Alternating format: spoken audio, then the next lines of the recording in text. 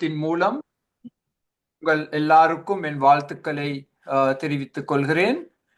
நீங்கள் எல்லாரும் மிக ஆவலோடு சங்கீதம் 91 படிக்க விருப்பப்பட்டிருக்கிறீர்கள் என்று எனக்கு நிச்சயமாக தெரியும். இந்த சங்கீதத்தை நாங்கள் ஒரு பாடத்தில் முடிக்க முடியாது. அதனால் இன்று நாங்கள் பகுதி ஆனாவை செய்து முதலாம் பகுதி, அடுத்த ஞாயிற்றுக்கிழமை 2ஆம் பகுதியை நாங்கள் படிக்க போகிறோம். இந்த சங்கீதத்தின் அநேக பகுதிகளை உங்களில் அநேகர் மனப்பாடம் செய்திருப்பீர்கள் என்றும் நான் நினைக்கிறேன். அப்படி நீங்கள் செய்யாமல் இருந்தால் இது ஒரு மிக அருமையான சங்கீதம் இந்த புதிய வருடத்தில் மனப்பாடம் செய்வதற்கு. அதிலும் தமிழில் எங்களுக்கு ஒரு மிக அருமையான பாடல் உண்டு, இந்த சங்கீதத்தை தழுவிய பாடல். அதை வைத்தும் இந்த சங்கீதத்தை நாங்கள் மனப்பாடம் செய்வது சுலபமாக இருக்கும். இந்த சங்கீதம் யாரால் எழுதப்பட்டது என்று திட்டவட்டமாக எங்களால் சொல்ல முடியாது. ஆனால் எங்களுக்கு நிச்சயமாக தெரியும், பரிசுத்த ஆவியானவர் இந்த சங்கீதத்தை எழுதுவதற்கு வேண்டிய ஞானம், அறிவை கொடுத்திருக்கிறார் என்பதில் சந்தேகமே இல்லை. இந்த சங்கீதத்திற்கு நான் கொடுத்திருக்கும் தலைப்பு, முதலாம் வசனத்திலிருந்து எடுக்கப்பட்ட தலைப்பு, அதி பாதுகாப்பான ஒரே ஒரு இடம் தான் இருக்கின்றது. இலங்கையில் யுத்த காலத்தில் அதி பாதுகாப்பான வளையங்கள் உருவாக்கப்பட்டது. அந்த வளையங்களில் யாராவது தங்கினால் அங்கே அவர்களுக்கு ஆபத்து வராது. அதே போல் அதையும் பார்க்க ஒரு மிக உயர்வான விதத்தில் நாங்கள் சொல்லலாம், எங்கள் எல்லாருக்கும் எங்கே நாங்கள் வாழ்ந்தாலும் எங்களுக்கு ஒரு அதி பாதுகாப்பான ஒரு இடம் இருக்கு. சுருக்கமாக சொல்ல போனால் அது சர்வ வல்லவருடைய நிழல். சர்வ வல்லவருடைய நிழல், ஆங்கிலத்தில் ஷேடோ ஆஃப் தி ஆல்மைட்டி என்று நாங்கள் சொல்வோம். இந்த சங்கீதத்தை நாங்கள் வெவ்வேறு தலைப்புகளின் கீழ் படிக்க போகிறோம்.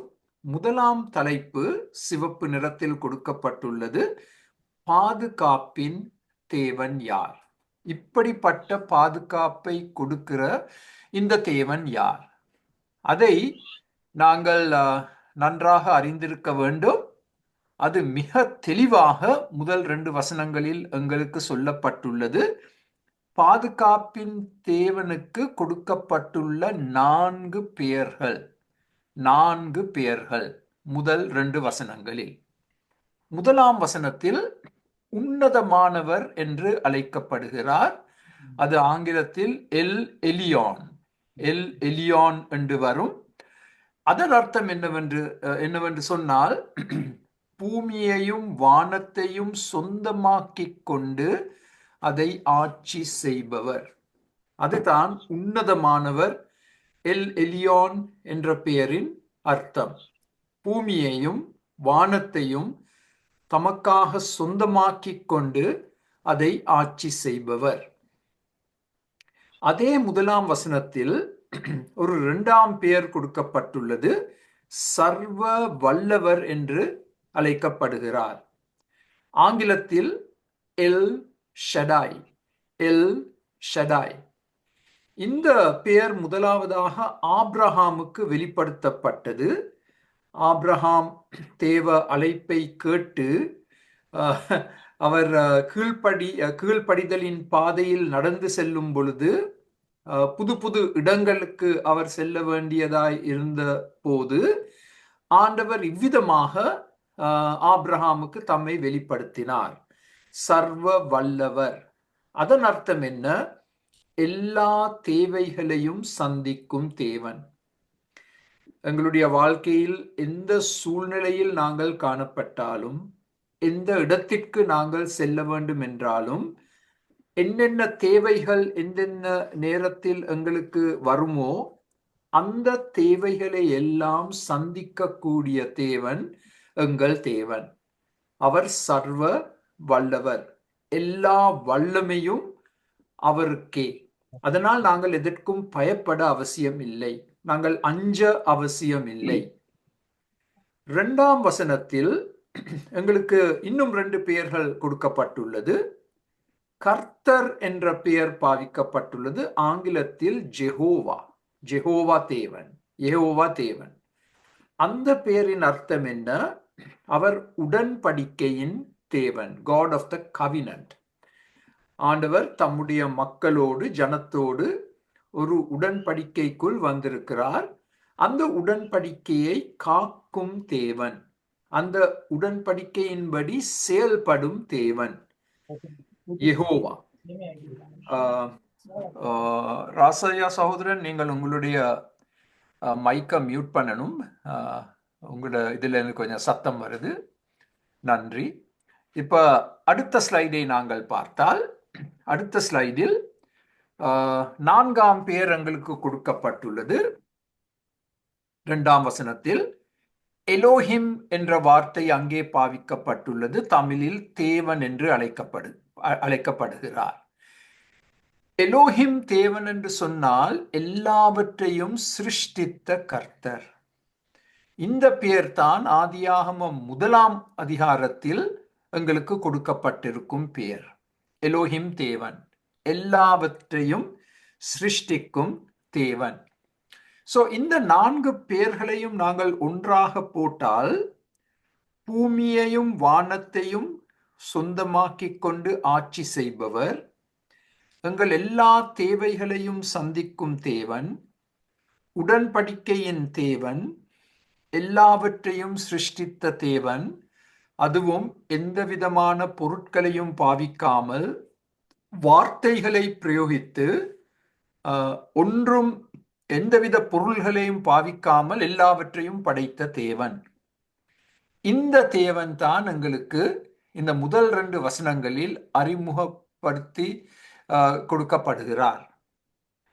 சோ இந்த தேவனில் 2 காரியங்கள் முதல் வசனத்தில் எங்களுக்கு சொல்லப்பட்டுள்ளது.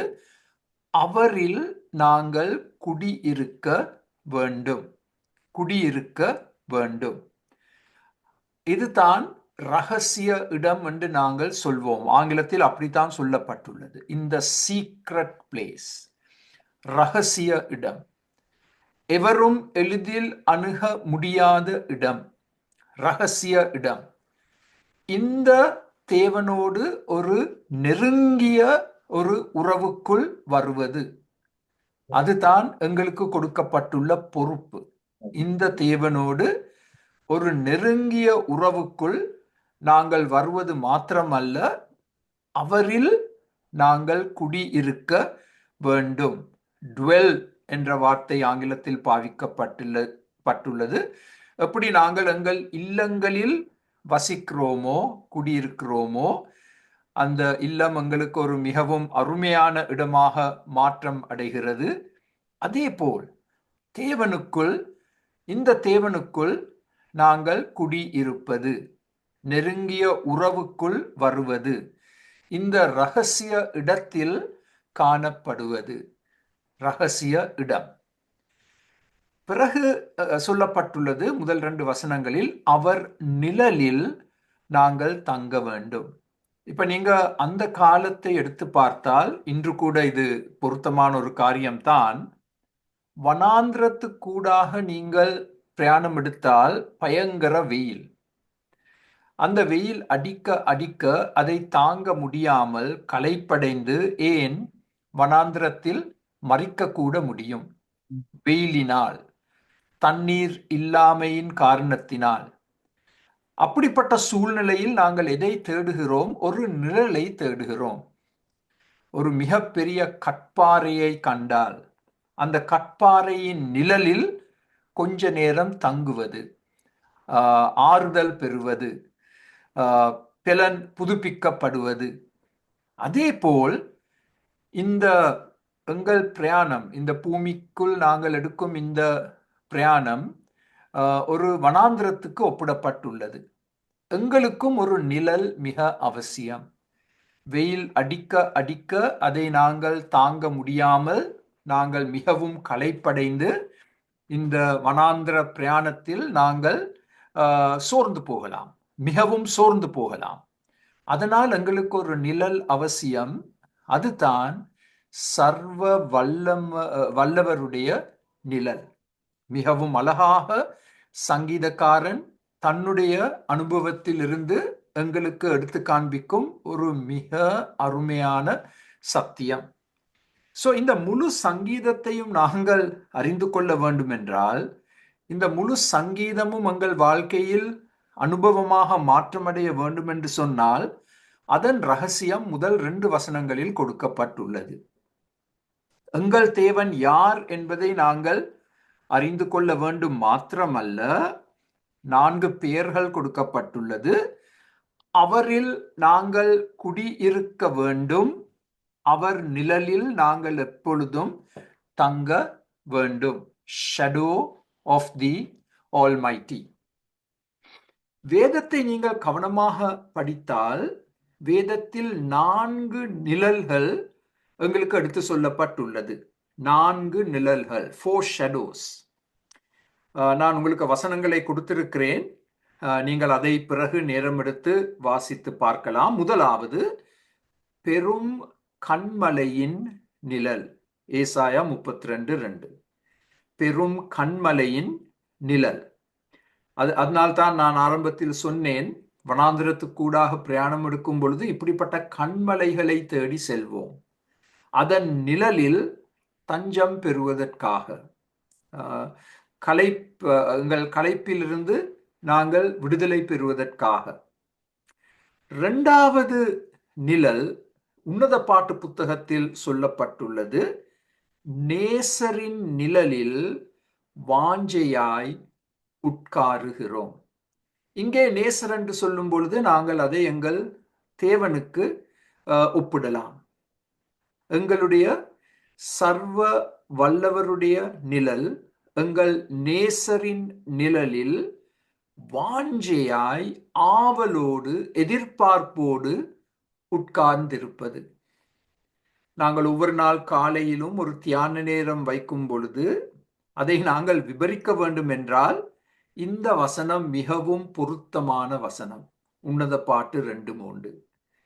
நாங்கள் ஆண்டவரோடு தனிப்பட்ட முறையில் செலவழிக்கும் அந்த நேரம் நேசரின் நிழலில் வாஞ்சையாய் எதிர்பார்ப்போடு ஆவலோடு நாங்கள் உட்கார்ந்திருக்கும் நேரம். 3ஆம் நிழல் ஏசாயா 49:2 கொடுக்கப்பட்டுள்ளது. தேவ கரத்தின் நிழல். தேவ கரத்தின், the shadow of God's arm. அதே போதும், எதிரிகள் அந்த கரத்தின் நிழலை பார்த்தாலே பயந்து ஓடி விடுவார்கள். தேவ கரத்தின் நிழல். 4ஆம் நிழல், இதை நாங்கள் ஏற்கனவே படித்தோம். சங்கீதம் 63 படிக்கும் பொழுது, தேவ செட்டைகளின் நிழல். இதை இந்தியா, இலங்கையில் கூட நாங்கள் பொதுவாக காணக்கூடிய ஒரு காட்சி. ஒரு தாய்க்கோழி தன் குஞ்சுகளை தன் செட்டையின் மறைவில் வைத்து காத்துக்கொள்வது. அந்த செட்டைகளின் நிழலில் அந்த குஞ்சுகள் பாதுகாப்பாக இருக்க முடியும். அதேபோல் தேவ செட்டைகளின் நிழலில் நாங்கள் தஞ்சம் பெறுவது. இந்த 4 நிழல்களும் எங்களுடைய தேவனை விபரிக்கும் நிழல்கள். பெரும் கன்மலை யார்? எங்கள் தேவன். அவர் நிழலில் நாங்கள் தங்குவது, நேசரின் நிழலில் தங்குவது, உட்கார்ந்திருப்பது, தேவ கரத்தின் நிழலில் பாதுகாப்பாக இருப்பது, தேவ செட்டைகளின் நிழலில் காணப்படுவது. இந்த 4ஐயும் நாங்கள் மனதில் வைத்திருக்க வேண்டும். இந்த சங்கீதம் 91 நாங்கள் படிக்கும் பொழுது. இப்போ அடுத்த ஸ்லைடை பார்ப்போம். Next slide.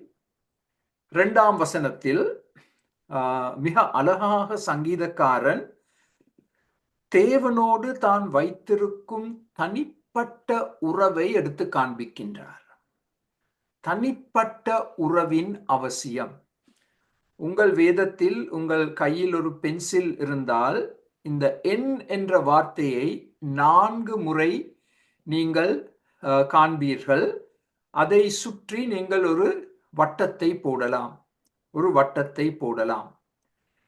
தேவன் என் அடைக்கலம், தேவன் என் கோட்டை, என் தேவன், இந்த தேவன் என் நம்பிக்கை. இன்டென்ஸ்லி பர்சனல், இந்த தனிப்பட்ட உறவு அத்தியாவசியம். இந்த தேவனின் அப்பாட தேவன் என்று சொல்வது நல்லது, ஆனால் போதாது. இந்த தேவன் எங்கள் நாட்டின் தேவன் என்று சொல்வது நல்லது, ஆனால் அது போதாது. நாங்கள் எல்லாரும் தனிப்பட்ட முறையில் அனுபவமாக இந்த 4 காரியங்களே சொல்லக்கூடியதாக இருக்க வேண்டும். தேவன் என் அடைக்கலம், என் கோட்டை, என் தேவன், என் நம்பிக்கை. மாத்திரமல்ல, இந்த உறவு காணப்பட்டால், இந்த தனிப்பட்ட நெருங்கிய உறவு காணப்பட்டால், இந்த 2ஆம் வசனத்தின்படி நாங்கள் ஒரு காரியத்தை செய்ய வேண்டும். அதை நாங்கள் அறிக்கை இட வேண்டும். அதாவது வார்த்தைகள் மூலமாக அறிக்கை செய்ய வேண்டும். நாங்கள் மௌனமாக இருக்க முடியாது. இந்த உறவை குறித்து நாங்கள் மௌனமாக இருக்க முடியாது.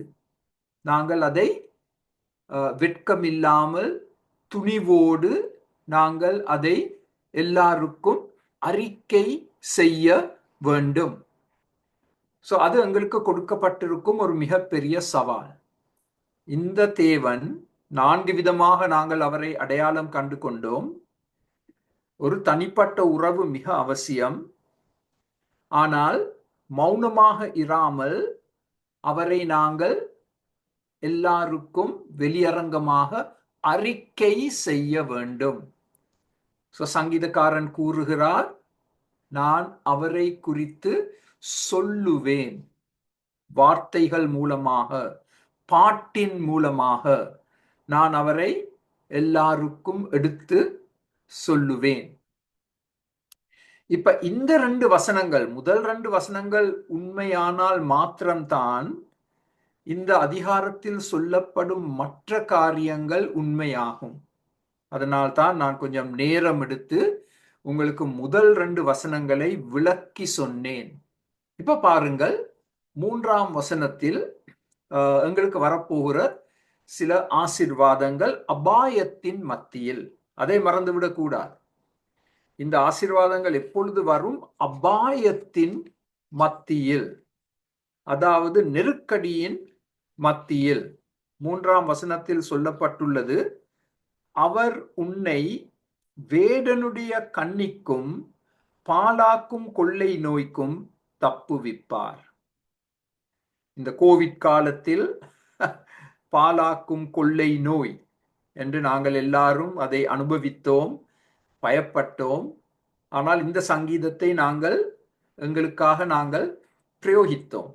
ஆனால் முதல் 2 வசனங்கள் உண்மையானால் மாத்திரம்தான் இந்த 3ஆம் வசனம் உண்மையாகும். வேடனுடைய கண்ணி, அந்த காலத்தில் பறவைகளை பிடிப்பதற்காக இந்த வேடன் கன்னிகளை வைத்திருப்பான். இந்த கன்னிக்குள் இந்த பறவைகள் அகப்படும். சோ இதிலிருந்து நாங்கள் எங்களை குறித்து 4 காரியங்களை சொல்லக்கூடியதாக இருக்கின்றது. இதுதான் எங்களுடைய உண்மையான நிலைமை. இதை நாங்கள் ஏற்றுக்கொள்ள வேண்டும். இதை நாங்கள் ஏற்றுக்கொண்டால்தான் தேவ சகாயத்தை பெற்றுக்கொள்ள முடியும். வேடனுடைய கண்ணி என்று சொன்னால் அதை நாங்கள் மையமாக வைத்து எங்களை குறித்து சொல்லக்கூடிய 4 காரியங்கள் வேதத்திலிருந்து. நாங்கள் அந்த பறவைகளை போல் முட்டாள்தனமான பலவீனமுள்ள பறவைகள், மிக எளிதில் ஏமாற்றப்பட்டு இந்த கண்ணியில் எங்களை நாங்கள் அகப்பட்டு நாங்கள் வேடனுக்கு இரையாகிறோம், பிசாசுக்கு இரையாகிறோம். சோ நாங்கள் எல்லாரும் முட்டாள்தனமான பலவீனமுள்ள பறவைகள். ஏசாயா 53:6 படி, இது உங்களுக்கு நன்றாக தெரிந்த வசனம், நாங்கள் எல்லாரும் வழி தவறி போன ஆடுகள். ஒரு பக்கத்தில் முட்டாள்தனமான பறவைகள், இன்னொரு பக்கத்தில் வழி தவறி போன ஆடுகள். ஆடுகளுக்காக நியமிக்கப்பட்ட பாதையில் ஆடுகள் நடக்காமல் மிக எளிதில் திசை திருப்பப்படும் ஆடுகள். ஏதோ ஒரு கவர்ச்சியான காட்சியை பார்த்து அந்த முக்கிய பாதையை விட்டு விலகி அந்த கவர்ச்சியான காரியத்தை என்ன என்று விசாரிக்க திசை திருப்பப்படும் ஆடுகள். அப்படி திசை திருப்பப்படும் பொழுது இரையாகுகிறது. நாங்கள் எல்லாரும் நீதியின் பாதைகளில் எப்பொழுதும் நடவாமல், நாங்கள் எங்களுக்காக தெரிந்தெடுத்த பாதைகளில் நாங்கள் நடக்க எத்தனிக்கிறோம். வழி தவறி போன ஆடுகள். இப்ப அடுத்த ஸ்லைடில் யோபு 25:6 இவ்விதமாக வாசிக்கின்றோம். புழுவாய் இருக்கிற மனிதன். எனக்கு ஏனென்று தெரியாது, ஆனால் நான் எனக்காக எடுத்துக்கொண்ட அடையாளம் இதுதான். நான் ஒரு மண்புழு. உங்களுக்கு தெரியும், ஒரு மண்புழுவை மிக எளிதில் ஒரு குழந்தை கூட கொள்ள முடியும். பாதுகாப்பற்ற மண்புழுக்கள். இங்கே யோபு புத்தகத்தில் மனிதன் எப்படி விவரிக்கப்படுகிறான்? புழுவாய் இருக்கிற மனிதன். ஆங்கிலத்தில் மெகட் என்ற வார்த்தை பாவிக்கப்படுகிறது. மெகட். பாதுகாப்பற்ற, மிக எளிதில் அழிக்கப்படக்கூடிய புழு. நான்காவதாக ஆபிரகாம் கூறுகிறார் தன்னை குறித்து, தூளும் சாம்பலுமாய் இருக்கிற அடியேன். தூளும் சாம்பலுமாய் இருக்கிற அடியேன். உண்மையாக சொல்ல போனால் இன்று இந்த பாஷையை பாவிப்பது மிக மிக மிக குறைவு. நாங்கள் எங்களுக்காக பெரிய பட்டங்களை கொடுத்திருக்கிறோம், பெயர்களை கொடுத்திருக்கிறோம். எங்களுக்காக கிறிஸ்தவ உலகத்தில் டாக்டர் என்ற பட்டத்தை கூட பெற்றுக்கொள்கிறார்கள். சிலர் காசு கொடுத்து அதை பெற்றுக்கொள்கிறார்கள். என்ன பெரிய முட்டாள்தனம் அது! ஆபிரகாமை போல் நாங்கள் எப்பொழுதும் எங்களை குறித்து என்ன சொல்ல வேண்டும்? தூளும் சாம்பலுமாய் இருக்கிற அடியேன். ஐந்தாவதாக சங்கீதம் 49 சொல்லப்பட்டுள்ளது, அறிவில்லாத மனிதன். இப்ப அந்த சங்கீதத்தை நீங்க கவனமாக வாசித்தால், அதை நாங்கள் படித்தோம். கணம் பொருந்திய மனிதன், ஆனால் அதே சமயம் அறிவில்லாத மனிதன். ஆண்டவரை குறித்து, ஆண்டவருடைய வழிகளை குறித்து அறிவில்லாத மனிதன். விஞ்ஞானத்தை குறித்து அறிவு இருக்கு, பெரிய பட்டங்கள் எல்லாம் பெற்றிருக்கிறாங்க. ஆனால் ஆவிக்குரிய காரியங்களை குறித்து அறிவில்லாமல் இயங்கும் மனிதர்கள். அப்ப இந்த 5 அடையாளங்களையும் நாங்கள் மறக்கக்கூடாது எங்களை குறித்து. திரும்ப சொல்ல போனால், நாங்கள் புத்தி இல்லாத பறவைகள், பிளவீனமுள்ள பறவைகள், நாங்கள் வழி தவறி போன ஆடுகள். மூன்றாவதாக நாங்கள் புழுக்கள், மெகட்ஸ். நாங்கள் தூளும் சாம்பலுமாய் இருக்கிறவர்கள், அறிவில்லாதவர்கள். இப்பொழுது இந்த வேடன் எப்படி செயல்படுகிறான்? வேடன் வெளியரங்கமாக செயல்பட மாட்டான். அப்ப பறவைகள் அடையாளம் கண்டு கொள்ளும். வேடன் தந்திரமாக வித்தியாசமான கண்ணிகள் பாவித்து அவற்றை கவர்ச்சியாக்கி, அப்படிப்பட்ட விதத்தில் அவன் கிரியை செய்கிறபடியால் இந்த முட்டாள்தனமான பிளவீனமுள்ள பறவைகள் எளிதில் அகப்படும். மறந்துவிட வேண்டாம், பிசாசு தந்திரமாக செயல்படுகிறான். பிசாசு வெவ்வேறு வித்தியாசமான பொறிகளை வைத்திருக்கிறான், உங்களையும் என்னையும் வீழ்த்துவதற்காக. ஒரு பொறியை எல்லாருக்கும் பாவிக்க மாட்டான். வித்தியாசமான பொறிகள், கண்ணிகள். அவற்றை மிக கவர்ச்சியாக்குகிறான். பார்க்கும் பொழுது நாங்கள் கவரப்படுகிறோம். உடனடியாக அந்த திசையில் பிரயாணம் எடுக்கிறோம். ஆனால் நாங்கள் கண்டு கொள்ளப் போகிறோம், ஐயோ, நான் எவ்வளவு பெரிய அபாயத்தில் சிக்கொண்டிருக்கிறேன். இது பிசாசின் கண்ணி, பிசாசின் வெடிகுண்டு. அதை அவன் மறைத்து அதன் அபாயங்களை பார்க்க முடியாமல் நான் அதில் அகப்பட்டிருக்கிறேனே என்று எங்களை தவிக்க வைக்கிறான், எங்களை கொல்ல முயற்சி எடுக்கிறான். அது 3ஆம் வசனத்தில் சொல்லப்பட்டுள்ள வேடனுடைய கண்ணி. இப்பொழுது திரும்பவும் நாங்கள் அடுத்த ஸ்லைடை பார்த்தால் அதில் பாலாக்கும் கொள்ளை நோய், அதற்கு ஒரு தலை சிறந்த உதாரணம் தான் நாங்கள் அனுபவித்த கோவிட் வியாதி. கண்ணால் பார்க்க முடியாத கிருமிகளின் மிக பயங்கர விளைவுகள். கண்ணால் பார்க்க முடியாது. எங்கள் பக்கத்தில் யாராவது தும்மினால் போதும், நாங்கள் நடுங்க ஆரம்பிப்போம். அந்த கிருமிகள் எங்களுக்குள், எங்கள் நுரையீரலுக்குள் சென்று மிக பெரிய விளைவுகளை உருவாக்கும். கண்ணால் பார்க்க முடியாத கிருமிகளின் பயங்கர விளைவுகள்.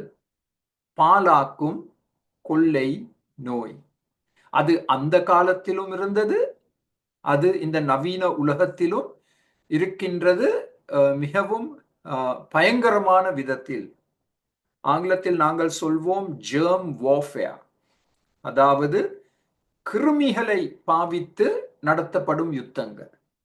எதிர்காலத்தில் இதை நாங்கள் இன்னும் அதிகமாக காணப்போகிறோம். பெரிய பெரிய வெடிகுண்டுகள் பாவிக்க அவசியம் இல்லை. இந்த கிருமிகளை நாங்கள் ஒரு நாட்டிற்குள் விட்டுவிட்டால் அது தன் பாட்டில் மிக பெரிய விளைவுகளை கொண்டு வரும். germ warfare, கிருமிகளின் யுத்தங்கள். ஆனால் இதையெல்லாம் நாங்கள் வாசிக்கும் பொழுது நாங்கள் மிகவும் அதைரியப்படலாம். சங்கீதக்காரன் ஒரு உறுதி வார்த்தையை எங்களுக்கு எடுத்து சொல்ல போகிறார், எங்களுக்கு கற்றுக் கொடுக்க போகிறார். அந்த உறுதி வார்த்தை என்ன? 6ஆம் வசனத்தில் சொல்லப்பட்டுள்ளது. நீங்கள் உங்கள் பேனாவை எடுத்து இந்த 2 வார்த்தைகளை கோடிட்டுக் கொள்ளலாம். நான் பயப்பட மாட்டேன். வேடன் எந்த கண்ணியையும் பாவிக்கலாம் எனக்கு விரோதமாக. எனக்கு விரோதமாக செயல்படும் அநேக கொள்ளை நோய்கள் வரலாம். நான் பயப்பட மாட்டேன். இதை சொல்வது மிக சுலபம். அது உங்களுக்கும் தெரியும், எனக்கும் தெரியும். யாரும் இதை சொல்லலாம். ஆனால் இதை சொல்வதற்கு எங்களுக்கு காரணங்கள் இருக்க வேண்டும். நான் ஏன் பயப்பட மாட்டேன்? 4ஆம் வசனத்தை நாங்கள் பார்த்தால் ஏன் அதை நாங்கள் சொல்லக்கூடியதாக இருக்கின்றது? 4ஆம் வசனத்தில் அவர் தமது சிறகுகளாலே உன்னை மூடுவார், அவர் செட்டைகளின் கீழே அடைக்கலம் புகுவாய். எங்களுக்கு 2 விதமான பாதுகாப்புகளை ஆண்டவர் கொடுத்திருக்கிறார். 2 விதமான எங்களை முழுமையாக மூடும் பாதுகாப்புகள். இதை நீங்கள் கவனமாக வாசித்தால் தான் விளங்கிக் கொள்ள முடியும். 4ஆம் வசனத்தில் ஒன்று தாய் பறவையின் செட்டைகள், மென்மையான உஷ்ணத்தை கொடுக்கும் தாய் பறவையின் செட்டைகளின் கீழ் அந்த குஞ்சுகள் போய் ஓடி ஒளிந்து கொண்டால் பாதுகாப்பு, ஆறுதல் வரும். அந்த செட்டைகள் முழுமையாக அந்த குஞ்சுகளை மூடிக்கொள்ளும். அந்த வேடன் அதை பார்க்க முடியாது. முழுமையான பாதுகாப்பு கொடுக்கப்படுகிறது. இங்கே தேவன் ஒரு தாய் பறவையை போல் தம்முடைய செட்டைகளை விரித்து எங்களை முழுமையாக மூடி, டோட்டல் கவரிங், அது முக்கியமான வார்த்தைகள், எங்களை முழுமையாக மூடி எங்களை பாதுகாக்கிறார், எங்களுக்கு ஆறுதலை கொடுக்கிறார். வெளியில் பெரிய சத்தங்கள் கேட்கலாம், வெடிகுண்டு சத்தங்கள் கேட்கலாம். ஆனால் நாங்கள் அஞ்ச அவசியம் இல்லை. தேவ செட்டைகளின் கீழ் நாங்கள் முழுமையாக மறைக்கப்பட்டு பாதுகாப்பை பெற்றிருக்கிறோம். இரண்டாம் காரணம் அதே 4ஆம் வசனத்தின் இறுதியில் சொல்லப்பட்டுள்ளது. அவர் சத்தியம் என்னை முழுமையாக மூடும். முழுமையாக மூடும் ரெண்டு காரியங்கள் இருக்கு. ஒன்று, தேவ செட்டைகள் என்னை முழுமையாக மூடும், பரவலாக மூடும். இரண்டாவது, அவருடைய சத்தியம். இந்த 4ஆம் வசனத்தில் கடைசி பகுதியில் சொல்லப்பட்டுள்ளது, அவருடைய சத்தியம் உனக்கு பரிசையும் கேடகமாய் இருக்கின்றது. கேடகம் என்றால் எங்களுக்கு நன்றாக விளங்கிக் கொள்ள முடியும். ஷீல்ட், கேடகம். இது ஒரு சின்ன கேடகம். ஆனால் பரிசயம் என்று சொல்லப்பட்டால் பக்லர் என்று ஆங்கிலத்தில் சொல்லப்பட்டுள்ளது. அது ஒரு மிக பெரிய கேடகம். கவசம் என்ற வார்த்தையை நாங்கள் பாவிக்கலாம். கவசம், கவச வாகனம் என்று நீங்கள் கேள்விப்பட்டிருப்பீர்கள். யுத்த காலத்தில் கவச வாகனங்கள், முழுமையாக மூடப்பட்ட கவச வாகனங்கள். உள்ளுக்கு இருக்கிறவர்கள் பாதுகாப்பாக இருக்க முடியும். திறந்த இடங்கள் எதுவும் இல்லை. சோ முழுமையாக மூடப்பட்ட கவசம். அது என்ன கவசம்? தேவனுடைய சத்தியம், தேவனுடைய வசனம், தேவனுடைய வார்த்தை. எதுவும் அந்த கேடகம் கவசத்திற்கூடாக ஊடுருவி எங்களை தொட முடியாது. அதுதான் காரணம் நாங்கள் பயப்படாமல் இருப்பதற்கு. தேவ செட்டைகளின் கீழ் முழுமையாக நாங்கள் மூடப்படுவது, காக்கப்படுவது. தேவ சத்தியத்தினால் முழுமையாக மூடப்படுவது, பாதுகாக்கப்படுவது. அதனால்தான் அருமையானவர்களே, நாங்கள் இவ்வளவு நேரத்தை செலவழிக்கிறோம் வேதத்தை கற்றுக்கொள்வதற்கு, வேதத்தை வாசிப்பதற்கு, வேதத்தை விளங்கிக் கொள்வதற்கு. ஏன்? அது எங்களுக்கு ஒரு மிக பெரிய பாதுகாப்பு. இந்த பயங்கர காலங்களில் நாங்கள் அழிந்து போகாமல் நாங்கள் நிலை நிற்க ஆண்டவர் எங்களுக்கு கொடுத்திருக்கும் பாதுகாப்பு. அது எங்களை முழுமையாக மூட வேண்டும்.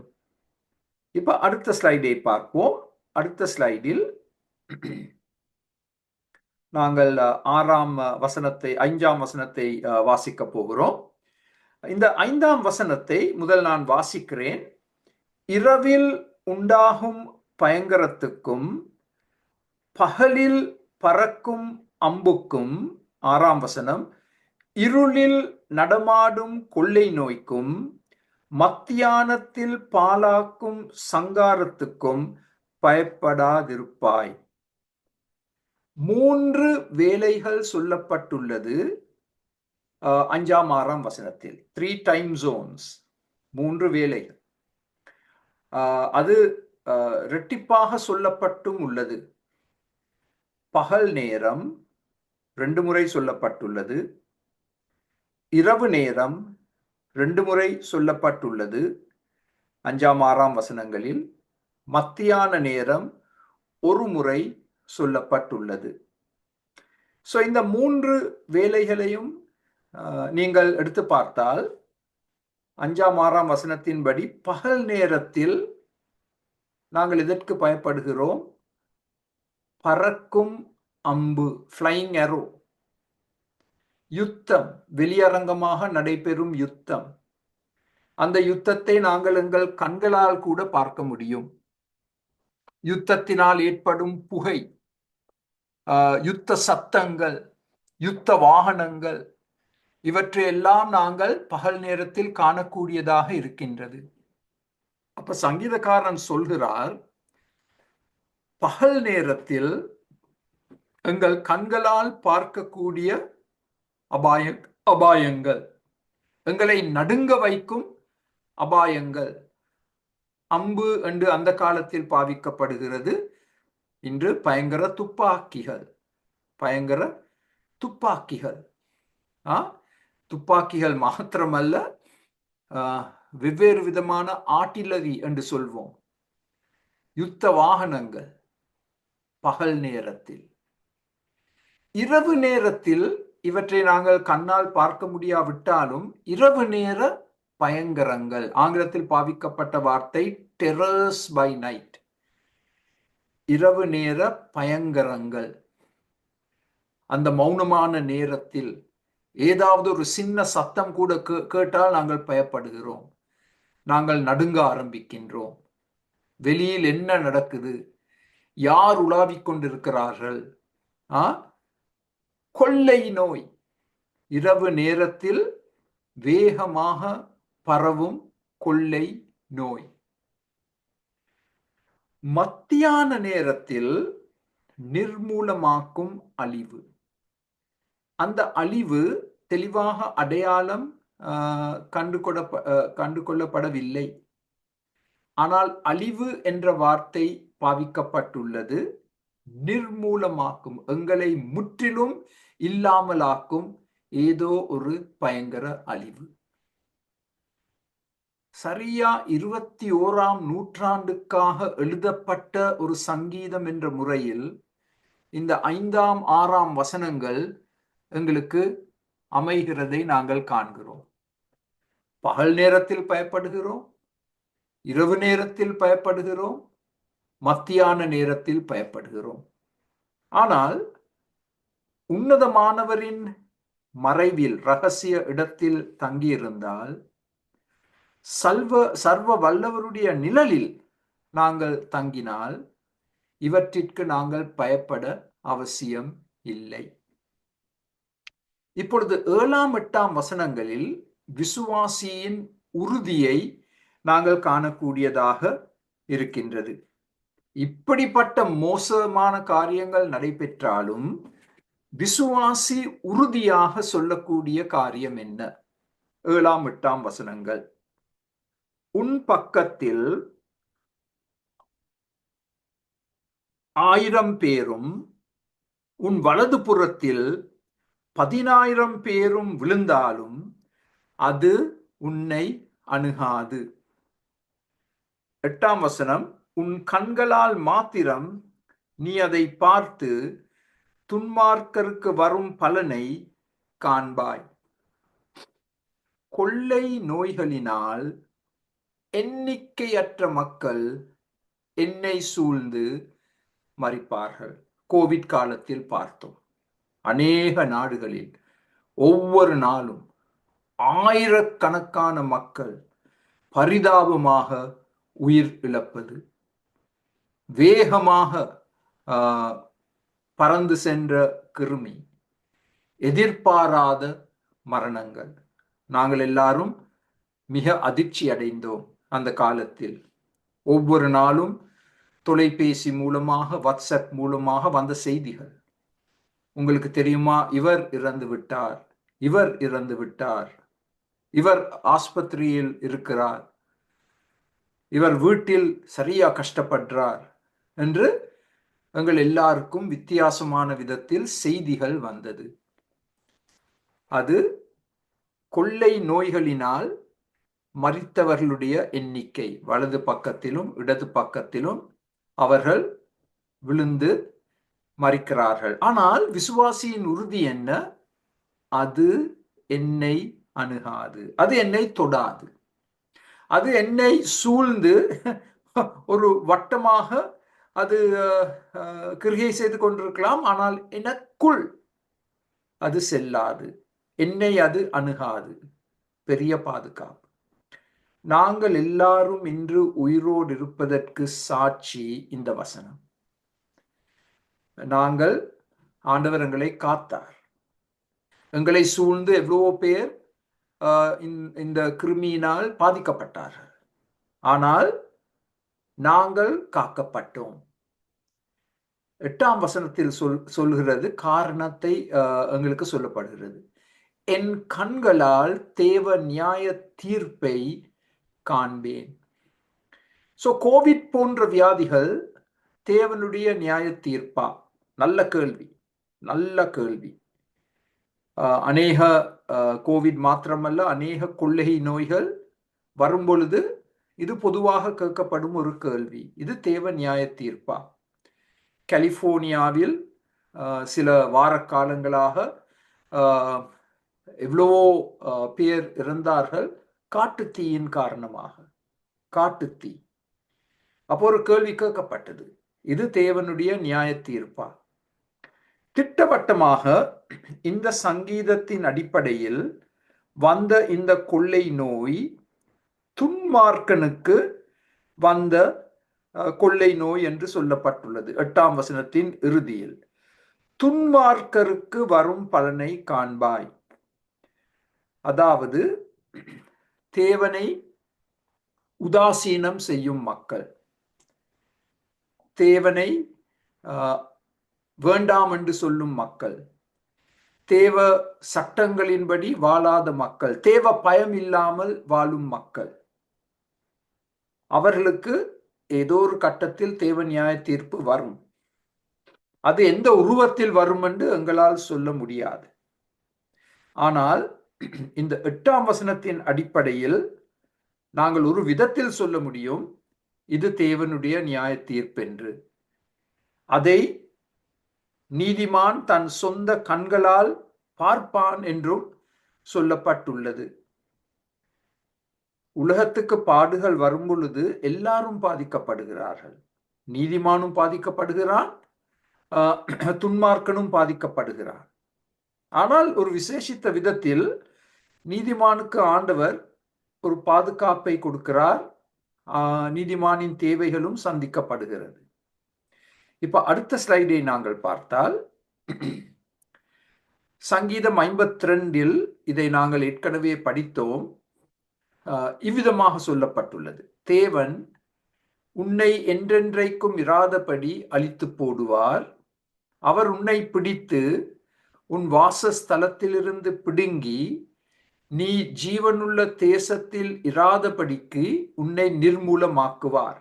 சங்கீதம் 91 பாவிக்கப்பட்ட வார்த்தை, நிர்மூலமாக்கும் அழிவு. 6ஆம் வசனத்தில் சொல்லப்பட்டுள்ளது, சங்கீதம் 52:6, நீதிமான்கள் அதை கண்டு பயந்து அவனை பார்த்து நகைத்து. இது சங்கீதக்காரன் தன் காலத்தில் ஏற்பட்ட அனுபவத்தை வைத்து சொன்ன வார்த்தைகள். 6ஆம் வசனத்தில் 3 வார்த்தைகளை நீங்கள் கவனிக்க வேண்டும். நீதிமான் அதை தன் சொந்த கண்களினால் பார்க்கிறான். தேவ பயம் இன்னும் அதிகமாக நீதிமானுக்கு வருகிறது. அந்த துன்மார்க்கரை பார்த்து நகைத்து. உண்மையா சொல்ல போனால், புதிய ஏற்பாட்டு காலத்தில் வாழும் நாங்கள் நகைக்க மாட்டோம். நாங்கள் துக்கப்படுவோம், கவலைப்படுவோம். ஐயோ, நாங்கள் எவ்வளவோ சொல்லி பார்த்தோம், தேவனிடம் வாருங்கள், கிறிஸ்துவை ஏற்றுக்கொள்ளுங்கள் என்று நாங்கள் எவ்வளவோ முறை சொன்னோம். அவர்கள் கேட்க இல்லை. இப்ப அவர்கள் பெரிய விதத்தில் பாதிக்கப்பட்டிருக்கிறாங்க. அதை நாங்கள் பார்த்து, அதை கண்டு நாங்கள் பயப்படுகிறோம். தேவ பயம். நாங்கள் துக்கப்படுகிறோம். புதிய ஏற்பாட்டு வார்த்தை வந்து நாங்கள் துக்கப்படுகிறோம். சங்கீதம் 37:34 இவ்விதமாக சொல்லப்பட்டுள்ளது, துன்மார்க்கர் அறுப்புண்டு போவதை நீ காண்பாய். அதுதான் சங்கீதம் 91 நாங்கள் ஒப்பிட்டு பார்த்தால் அது எவ்வளவு உண்மையான ஒரு காரியம். துன்மார்க்கர் அறுப்புண்டு போவதை நீ உன்னுடைய சொந்த கண்ணால் பார்க்க போகிறாய்.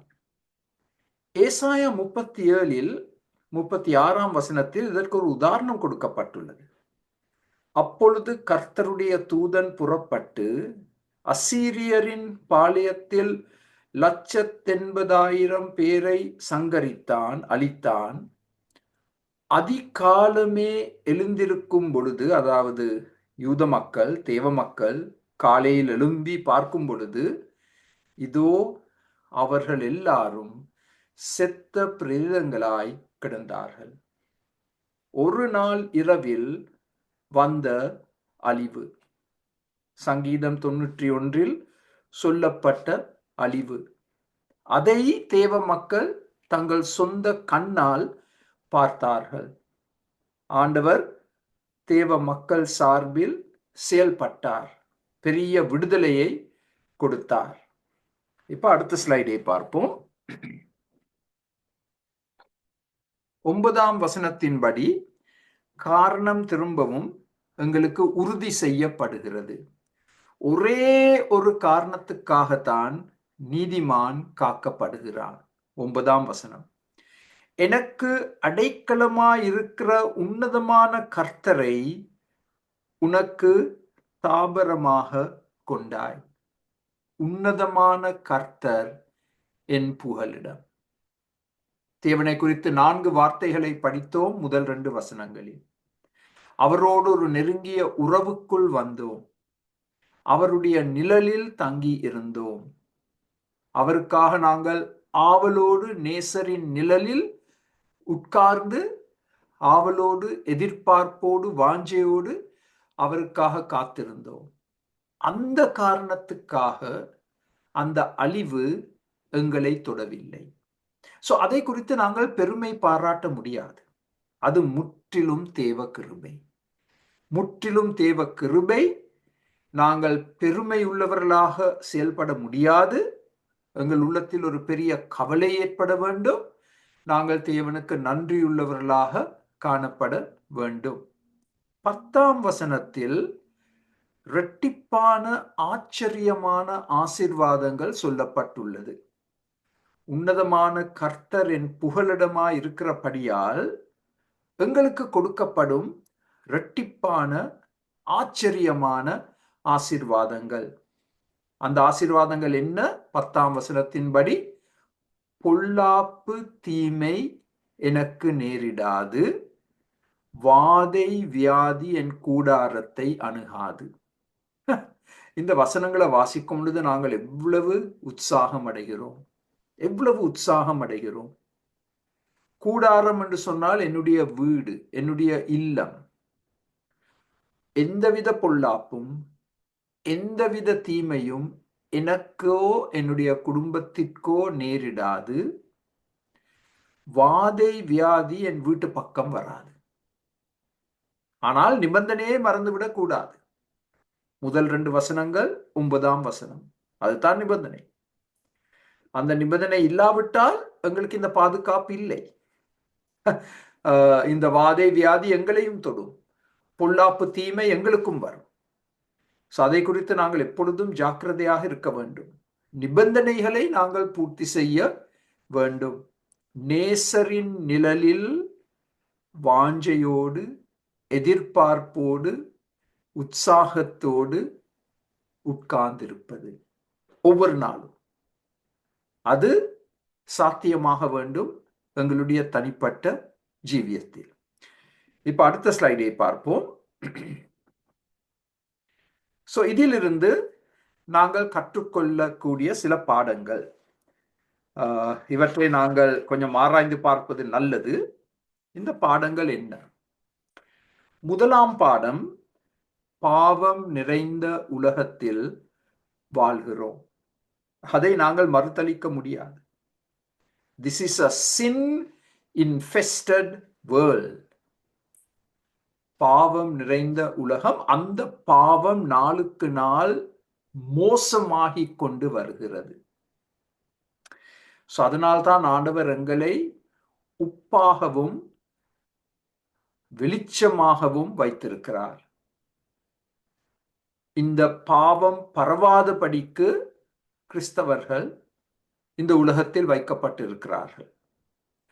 இந்த பாவம் பரவாதபடிக்கு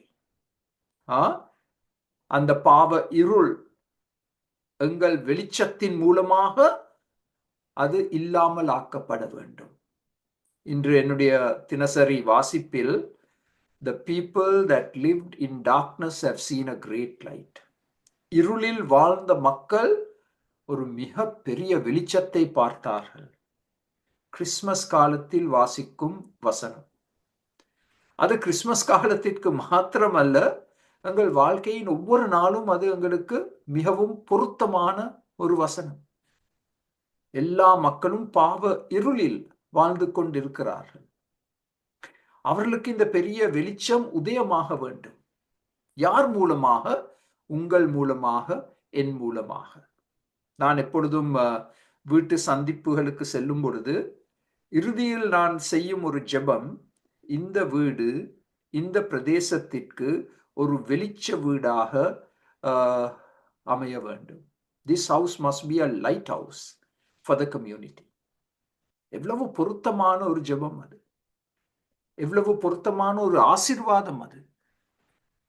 எங்கள் இல்லம், எங்கள் வீடு, நாங்கள் வாழும் பிரதேசத்தில், கிராமத்தில், தோட்டத்தில் ஒரு வெளிச்ச வீடாக எப்பொழுதும் காணப்பட வேண்டும்.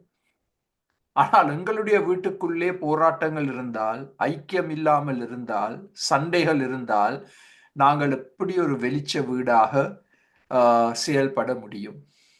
அதுதான் எங்களுக்கு கொடுக்கப்பட்டிருக்கும் ஒரு மிகப்பெரிய சவால். இரண்டாம் பாடம், பாவத்தின் விளைவுகள் எங்கள் எல்லோரையும் பாதிக்கும். அதிலிருந்து நாங்கள் தப்பித்துக் கொள்ள முடியாது. வியாதிகள், யுத்தங்கள், விபத்துகள் எல்லாரையும் தொடும், நீதிமானையும் தொடும். பாவத்தின் விளைவுகளுக்கு நான் காரணமாக இருக்காவிட்டாலும் மற்றவர்களுடைய பாவங்கள், அதன் விளைவுகள் என்னையும் ஏதோ ஒரு விதத்தில் பாதிக்கும். இலங்கையில் நாங்கள் கிட்டத்தட்ட 25 வருட காலமாக யுத்தத்திற்கூடாக நாங்கள் பிரயாணம் செய்தோம். எவ்வளவு பெரிய பாதிப்புகள், எவ்வளவு பெரிய பாதிப்புகள், எவ்வளவு மரணங்கள், எவ்வளவு மரணங்கள். கிறிஸ்தவர்கள் கூட மரித்தார்கள். வியாதிகள், யுத்தங்கள் எங்கள் எல்லாரையும் தொடும், பாதிக்கும். அது பாவத்தின் விளைவுகள். எங்களுடைய தனிப்பட்ட பொறுப்பு என்ன? மூன்றாவது, பாவத்திற்கு இடம் கொடுக்காமல் தேவ பயத்தோடு பரிசுத்தமாக வாழ வேண்டும். அது எங்களுக்கு கொடுக்கப்பட்டிருக்கும் ஒரு மிக பெரிய சவால். பாவத்திற்கு இடம் கொடுக்காமல் தேவ பயத்தோடு பரிசுத்தமாக நாங்கள் வாழ வேண்டும். எங்கள் சமுதாயத்திற்கு நாங்கள் முன்மாதிரியலாக காணப்பட வேண்டும். முன்மாதிரியலாக காணப்பட வேண்டும். நான்காவது, முதல் 2 வசனங்களிலும் பார்த்தோம், தேவனை ஆழமாக, நெருக்கமாக அறிய வர வேண்டும். A superficial relationship is not going to work. Superficial relationship. அது தமிழ்ல போடுவது கொஞ்சம் கஷ்டம். அதாவது பேருக்காக செயல்படும் கிறிஸ்தவர்கள். தனிப்பட்ட முறையிலும் ஒரு குடும்பமுமாக நாங்கள் எங்களை ஒப்பு கொடுக்க வேண்டும். தேவனை ஆழமாக அறிய வர வேண்டும், நெருக்கமாக அறிய வர வேண்டும். அது எங்களுடைய ஒரே பாதுகாப்பு, ஒரே ஒரு பாதுகாப்பு. இந்த தேவனை அப்படி நாங்கள் அறிய வர வேண்டும் என்றால், நேசரின் நிழலில் ஒவ்வொரு நாளும் ஆவலோடு, வாஞ்சையோடு, எதிர்பார்ப்போடு உட்கார்ந்திருக்க வேண்டும். நேசரின் குரலை அவருடைய வசனத்தின் மூலமாக நாங்கள் கேட்க வேண்டும். நேசரோடு நாங்கள் செலவழிக்கும் நேரத்தில் நாங்கள் அவசரப்படக்கூடாது. கை கடிகாரத்தை பார்த்து கொண்டு செயல்பட முடியாது. தேவனுக்கு நாங்கள் எவ்வளவு நேரத்தை கொடுக்க முடியுமோ அவ்வளவு நேரத்தை நாங்கள் கொடுக்க வேண்டும், அந்த உறவை பேணி வளர்ப்பதற்காக. ஐந்தாவது, தேவன் மேல் முழு நம்பிக்கையை எப்பொழுதும் வைத்திருக்க வேண்டும். என்ன நடந்தாலும், குடும்பத்தில், நாட்டில், கிராமத்தில் என்ன நடந்தாலும் தேவனை உறுதியாக எங்கள் நம்பிக்கையாக வைத்திருப்பது. தேவன் என்னை கைவிட மாட்டார். தேவன் என்னை காத்துக் கொள்வார். தேவன் என் குடும்பத்தை, என் வீட்டை, என் இல்லத்தை, என் வாகனத்தை காத்துக் கொள்வார். சோ முழு நம்பிக்கையை அரசாங்கத்தின் மேல் அல்ல, மனிதர்கள் மேல் அல்ல, அவர்கள் எல்லாரும் கைவிடுவார்கள். முழு நம்பிக்கையை எப்பொழுதும் எந்த நேரத்திலும் தேவன் மேல் மாத்திரம் நாங்கள் வைத்திருக்க வேண்டும். ஆறாவது, இது ஒரு முக்கியமான குறிப்பு. இந்த ஆறாவது, பொறுப்புள்ள ஞானமுள்ள முறையில் வாழ வேண்டும். பொறுப்புள்ள ஞானமுள்ள முறையில் வாழ வேண்டும். We take responsibility for our life. எங்கள் வாழ்க்கையை குறித்து நாங்கள் பொறுப்பெடுக்க வேண்டும். ஆண்டவருடைய ஞானத்தை நாங்கள் பெற்றுக்கொள்ள வேண்டும். ஜெபத்தின் மூலமாக, வசனத்தின் மூலமாக, ஆவிக்குரிய விசுவாசிகள் மூலமாக ஞானத்தை பெற்றுக்கொள்ள வேண்டும். ஞானத்தின் அடிப்படையில் செயல்பட வேண்டும். ஏழாவது, மருத்துவ உதவியை தேடி அவர்கள் ஆலோசனைப்படி செயல்பட வேண்டும். இது அமெரிக்கா போன்ற நாடுகளில் ஒரு பெரிய ஒரு பிரச்சனையாக மாற்றம் எடுத்தது. சில கிறிஸ்தவர்கள் மருத்துவ உதவியை தேடவில்லை, அரசாங்கம் கொடுத்த கட்டளைகளுக்கு கீழ்ப்படியவில்லை. அதன் மூலமாக வந்த மாபெரும் சர்ச்சைகள், நெருக்கடிகள், பிரச்சனைகள். ஆண்டவர் எங்களுக்கு மருத்துவர்களை கொடுத்திருக்கிறார். அவர்கள் மருத்துவத்தின் அடிப்படையில் கொடுக்கும் ஆலோசனையை நாங்கள் பெற்று அதன்படி நாங்கள் செயல்பட வேண்டும். அதுக்கு ஒரு நல்ல உதாரணம் தடுப்பு ஊசி. இப்ப அநேக தடுப்பு ஊசிகளை நாங்கள் எங்களுடைய குழந்தை பருவத்திலிருந்து பெற்றிருக்கிறோம். போலியோ போன்ற வியாதிக்கு, மீசல்ஸ் போன்ற வியாதிக்கு, இப்பொழுது நிமோனியா என்ற வியாதிக்கு, ஷிங்கிள்ஸ் என்ற வியாதிக்கு எல்லாம் தடுப்பூசிகள் இருக்கு. காய்ச்சலுக்கு தடுப்பூசிகள் இருக்கு.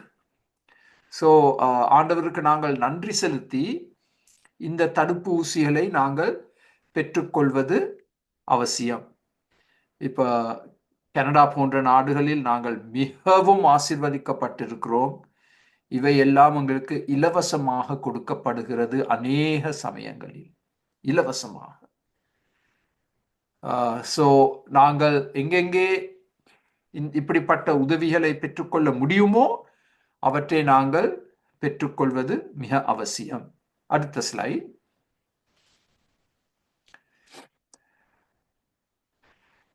எட்டாவது, சுகாதார விதிகளை பின்பற்ற வேண்டும். நாங்கள் பாதுகாப்பாக வாழ வேண்டும் என்றால் தேவன் கவனித்துக் கொள்வார் என்று சொல்வது ஒரு முட்டாள்தனமான வாக்கியம்.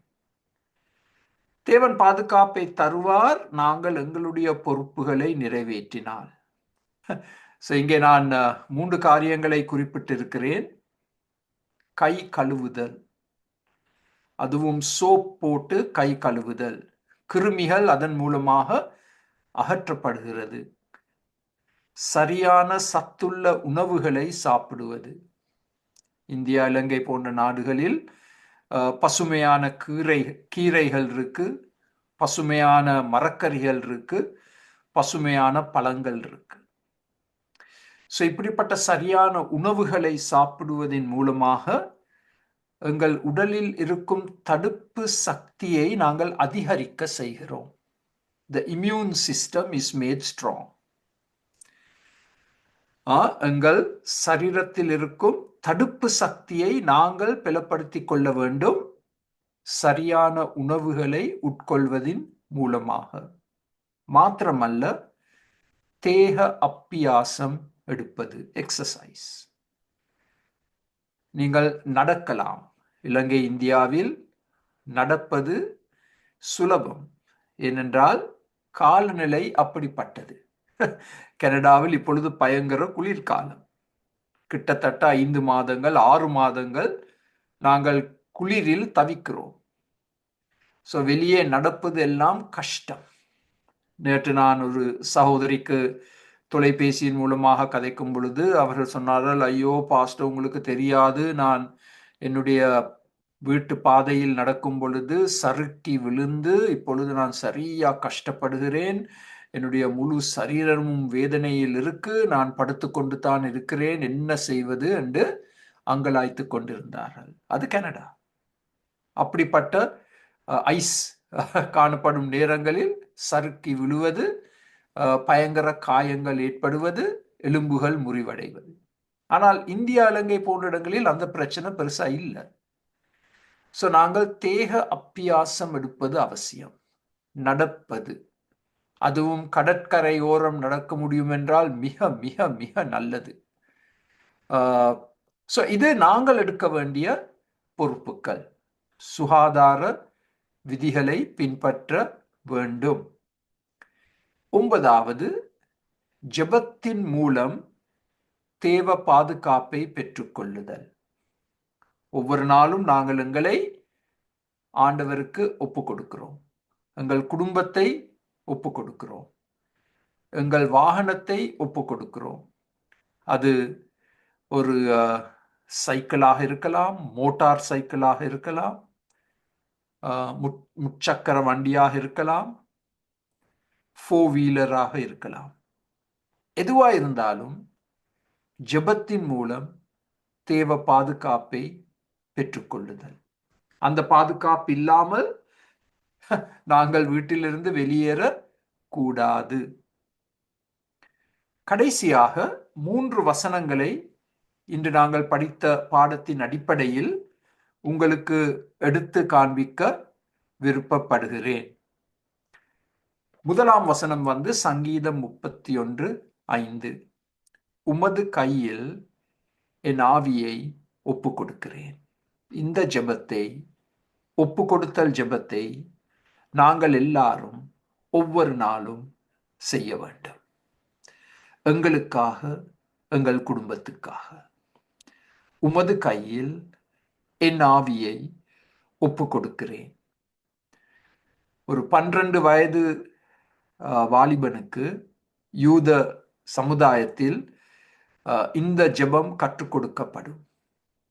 அந்த சிறுவன், சிறுமி ஒவ்வொரு நாளும் இந்த ஜெபத்தோடு தான் படுக்கைக்கு செல்வார்கள். அதே சங்கீதம் 31:15 என் காலங்கள் உமது கரத்தில் இருக்கிறது. My times are in your hands. இறுதியில் பார்க்க போனால் நாங்கள் எவ்வளவு காலம் உயிர் வாழ போகிறோம் என்பது முற்றிலும் ஆண்டவருடைய கரத்தில் இருக்கின்றது. நாங்கள் எவ்வளவு பாதுகாப்பாக வாழ்ந்தாலும், பொறுப்புள்ள முறையில் வாழ்ந்தாலும், சரியான உணவை உட்கொண்டாலும், தேக அப்பியாசம் எடுத்தாலும், தடுப்பூசிகள் எடுத்தாலும், மருந்துகள் எடுத்தாலும், இறுதியில் என் காலங்கள் ஆண்டவருடைய கரத்தில் இருக்கிறது. அதில் நாங்கள் ஆறுதல் பெறலாம். ஆண்டவருடைய காலத்துக்கு முன் என் வாழ்க்கைக்கு முற்றுப்புள்ளி ஏற்படாது, எவ்வளவு பயங்கரங்கள் வந்தாலும். இறுதி வசனம் சங்கீதம் 139:16 உள்ளது. என் கருவை உம்முடைய கண்கள் கண்டது, என் அவயவங்களில் ஒன்றாகிலும் இல்லாத போதே அவைகள் அனைத்தும், அவைகள் உருவேற்படும் நாட்களும் உமது புத்தகத்தில் எழுதி இருந்தது. இதை ஆங்கிலத்தில் வாசித்து பார்த்தால், எங்களுடைய நாட்கள், எங்களுக்காக நியமிக்கப்பட்ட நாட்கள் ஆண்டவருடைய புத்தகத்தில் ஏற்கனவே எழுதப்பட்டிருக்கின்றது. திரும்ப சொல்ல போகிறேன். நாங்கள் எவ்வளவு காலம் இந்த பூமியில் உயிர் வாழப் போகிறோம் என்பது தேவனால் நிர்ணயிக்கப்பட்டுள்ளது. அது அவருடைய புத்தகத்தில் எழுதப்பட்டுள்ளது. இந்த 3 வசனங்களையும் ஒன்றாக எடுத்து பார்த்தால், உமது கையில் என் ஆவியை ஒப்பு கொடுக்கிறேன், என் காலங்கள் உமது கரத்தில் இருக்கிறது, எனக்காக நியமிக்கப்பட்ட நாட்கள், தினங்கள், வருஷங்கள் உம்முடைய புத்தகத்தில் ஏற்கனவே எழுதப்பட்டுள்ளது. அதனால் நான் பயமில்லாமல் திருப்தியோடு வாழ முடியும். என்னுடைய இறுதி வார்த்தை, live one day at a time. live one day at a time. அதாவது ஒரு நாளை எடுத்து அந்த நாளுக்காக வாழ்வது. முழு வருடத்தை பற்றி சிந்தித்து பிரயோஜனம் இல்லை. திட்டங்கள் போட வேண்டும் முழு வருஷத்துக்கு. ஆனால் ஒவ்வொரு நாளும் தேவனால் கொடுக்கப்பட்ட ஒரு ஈவு என்பதை ஏற்றுக்கொண்டு அந்த தினத்தில் நான் எப்படி செயல்பட வேண்டுமோ அப்படி செயல்பட்டால் தேவ சித்தம் என் வாழ்க்கையில் நிறைவேற்றப்படும். சங்கீதம் 91 2ஆம் பகுதியை தேவ தூதர்களை பற்றியெல்லாம் நாங்கள் அடுத்த பாடத்தில் பார்க்க போகிறோம். அதனால் தவறாமல் கலந்து கொள்ளுங்கள். உங்களுடைய நண்பர்களுக்கும் அழைப்பை கொடுங்கள். இந்த அருமையான சங்கீதத்தை இன்னும் ஆழமாக கற்றுக்கொள்வதற்கு ஜெபிப்போம். இந்த அருமையான சங்கீதத்திற்காக நன்றி செலுத்துகிறோம். இன்று நாங்கள் கற்றுக்கொண்ட பாடங்களுக்காக நன்றி செலுத்துகிறோம். எங்களுடைய ஆவிக்குரிய கண்களை திறந்தருளும் ஆண்டவரே. உலகத்தில், எங்கள் நாட்டில், எங்கள் கிராமத்தில் என்ன நடைபெற்றாலும் ஆண்டவரே, நாங்கள் உம்முடைய பாதுகாப்பின் கீழ் இயங்கும் மக்கள். உம்முடைய செட்டைகள் எங்களை முழுமையாக ஆண்டவரே மறைத்து காக்கின்றது. தேவ சத்தியம், தேவ வசனம் எங்களை முழுமையாக மறைத்து எங்களை காத்து கொள்கின்றது. உன்னதமானவரின் நிழலில், அந்த இரகசிய இடத்தில், அந்த நேசரின் நிழலில் நான் எப்பொழுதும் சஞ்சரித்து அவரை இன்னும் ஆழமாக அறிய வர வேண்டும் என்ற வாஞ்சை, எதிர்பார்ப்பை எங்கள் எல்லோருக்கும் தந்தருளும். இன்று எங்களோடு கலந்து கொண்ட ஒவ்வொரு குடும்பத்திற்காக நன்றி செலுத்துகிறோம். எங்களை ஆசீர்வதித்தருளும். இயேசுவின் நாமத்தில் ஜெபம் கேளும் பிதாவே, ஆமென்.